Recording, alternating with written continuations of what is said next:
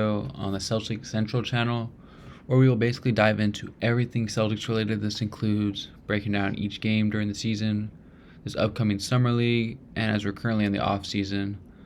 So the biggest holes for the Celtics this off season is really what's going to happen with Jaylen Brown.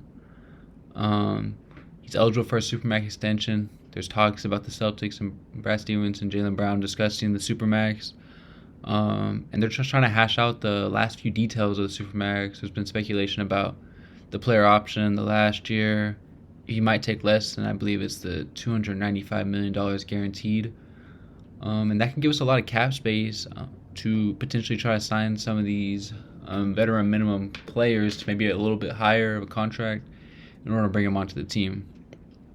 So let's talk about the offseason thus far. So we know that we lost Marcus Smart in the Kristaps Porzingis trade, where we sent Marcus Smart to the Memphis Grizzlies in exchange for Porzingis from the Wizards, and we got 2 first-round picks from the Memphis Grizzlies, one of which was in this year's draft, and we turned it into, I believe it was 4 second-round picks. 3, it might be 3, but we also had that first-round pick, which is from the Golden State Warriors, and it is top 4 protected, and I believe next year's draft. And then we also lost Grant Williams. So we lost Grant Williams on, I believe it was a 4-year, $54 million contract. And our initial reaction, it said we gained multiple second-round draft picks. But looking at the details right now, we gave the Mavericks 2 future second-round picks. And we received 2024, 2025, and 2028 second-round picks from the Dallas Mavericks. So we really only gained 1 second-round pick. In that sign and trade, which did create a $6.5 million trade exception as well. But for Grant Williams, if he would have signed him back, we would have been high in the second apron and not be able to sign any veteran minimums. All trades would have had to been of equal value, dollar for dollar. But losing Grant Williams does really hurt our front court depth. If you look at our big men now that we would use in a playoff series, we have Al Horford, who I believe he's going to turn 38 years old. Robert Williams, who stayed healthy last year in the playoffs, and basically for the rest of the season, he had a little hamstring injury in there after his knee surgery. But can we trust Robert Williams to stay healthy for an entire season, including the playoffs? We saw 2 years ago, Milwaukee Bucks, Miami Heat, and then the Golden State Warriors in the NBA Finals, that Robert Williams wasn't himself because he was playing through a torn meniscus.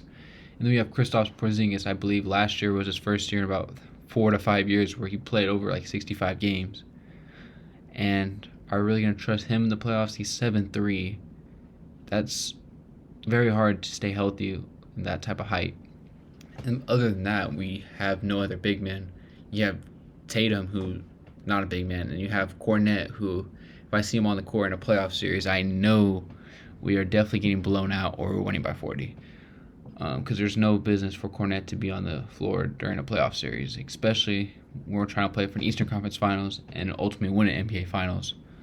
So losing Grant Williams does really hurt the team, in my opinion, and I think we really got to look for some more depth in free agency. I know P.J. Washington, I believe, is a restricted free agent for the Charlotte Hornets. If we can somehow bring him in, use that $6.5 million exception, hopefully they don't match the offer, but we really do need some more depth in the front court.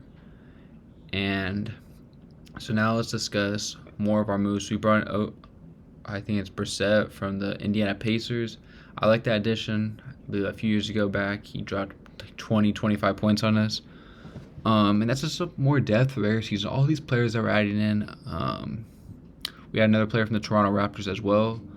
Those are all players that are going to help us during the season get to the playoffs, where Jason Tatum, Jaylen Brown, Malcolm Brogdon, if he can get healthy, Robert Williams, Al Horford, Porzingis, all can take minutes away here and there during the regular season, because you don't want these guys playing 40 minutes almost ever in a regular season game unless it's going to OT.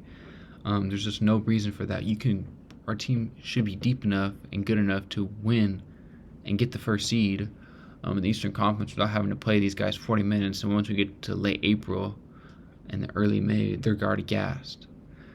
And so, yeah, I'm really interested to see how long it takes for this Jaylen Brown extension to take place. I don't believe a world where the Celtics are really putting him on the offer table in a potential Damian Lillard deal. I think if Brad Stevens does want to make that work, would have to give up someone like not Al Horford, Robert Williams, Malcolm Brogdon, probably the first we got from Golden State, bunch of seconds, and probably maybe one or two more first round picks from us. But losing Robert Williams, if we're most likely going to get back Yusuf Nurkic in that deal as well, because the Blazers want to offload that deal. Maybe we'll get that away in a 3-team deal. We'll resend like a few second-round picks to their team so we don't have to take on that contract. But if we lose Robert Williams, we have no depth in the front court. We need depth. We've seen it in years past. We even saw this year, Al Horford down the stretch, he just wasn't making shots. If it wasn't for the reporter calling out his three-point shot, he probably wouldn't have had that one good game. And we really do need that depth when it comes into playoffs, especially when we play teams like the Bucks with Giannis, the Heat with Bam. If Robert Williams isn't himself and Al Horford is aging, do I trust Kristaps Porzingis? I don't know. Losing Marcus Smart, I think is going to have severe impacts to at least to start the season, where I think both Jays will try to be finding their footing and really kind of see where they fit in the offense and how they're going to make the offense work with Derek White, the point guard now, and having them have to take over that leadership role. I'm more than believe that they are capable of taking on that leadership role. I think it's just going to take time, and it's going to be a change. I mean, Marcus Smart's been here for his entire career. He's gave the city of Boston everything. I mean, if you've seen all our social media, the whole city has been hurt, even still, by the loss of Marcus Smart.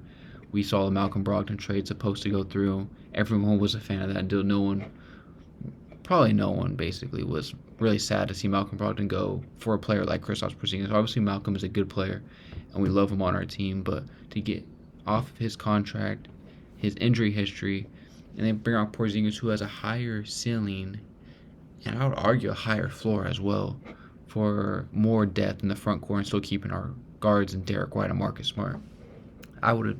I think everyone was happy with that, and it sucks to see it not happen, but I'm excited for Marcus in Memphis, and I'm really excited to see Kristaps Porzingis in the Celtics uniform. We're going to get back to that big lineup where we have Derek White at the 1, Jaylen Brown at the 2, Tatum at the 3, Porzingis at the 4, and Robert Williams at the 5. I think that lineup will have tremendous success in the playoffs and in the regular season. I think Porzingis will be able to stretch the floor, letting Robert Williams be able to roam the floor. Porzingis can play the 5 on those big men, and let Robert Williams play in the corner on the players like PJ Tucker and other players against opposing teams.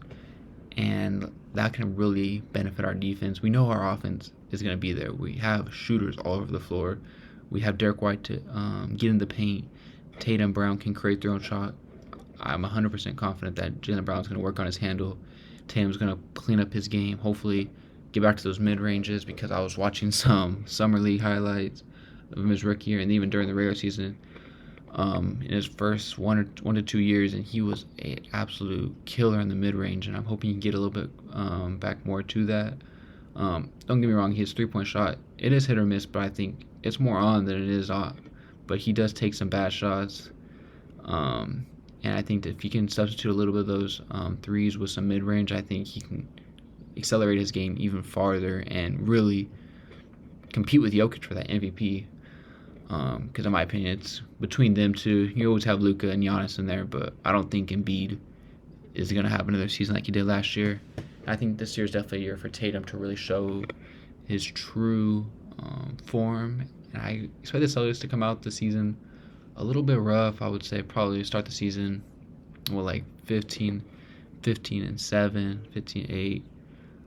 But then really take off from there once the Jays really learn that leadership role. And I know they're ready, but without Marcus Smart there, it's going to take an adjustment period. But I think towards that middle of the season and through there on, I think the Jays are really going to take over that role. And I think that will have tremendous success in this upcoming season. And I'm really excited to see Jordan Walsh and J.D. Davidson take a step. Hopefully they can take a step in Summer League.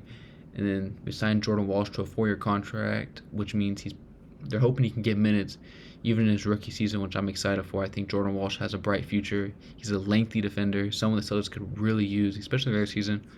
Just eat up some minutes and let the Jays get some more rest.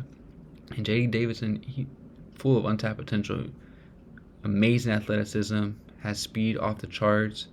If you can get that, get a shot going more, he's a great facilitator. We saw that in the G League, and I think the Celtics have some bright young pieces, and I don't think they're done from here. I think there's another move to be made to add to that front court depth. Someone to, I mean, you're not gonna be able to really replace Grant Williams with the money and the position we are in now, but I think someone could really add some depth with, and just someone to eat up minutes. Let our three big men really stay healthy during the regular season, and have someone else eat up a lot more of those minutes and get us ready for playoff time. Stay tuned for some more videos. The summer league's coming up. Definitely update you guys on any Jaylen Brown news and any other news regarding the Celtics. We add a player, adding to the coaching staff, anything like that. Just stay tuned for some more videos. I'm excited to start this channel. And let me know what you guys think in the comments. Let me know any moves you guys think the Celtics need to make in the offseason. Let me know if you guys agree with to add front court depth. And let me know if you like the moves the Celtics have made so far. We had Brissett. And then let me know how you think of the Kristaps Porzingis move as well. And then losing Grant Williams and Marcus Smart. Let me know about that as well. Let me know what you guys think in the comments. And I'll see you next time. Peace.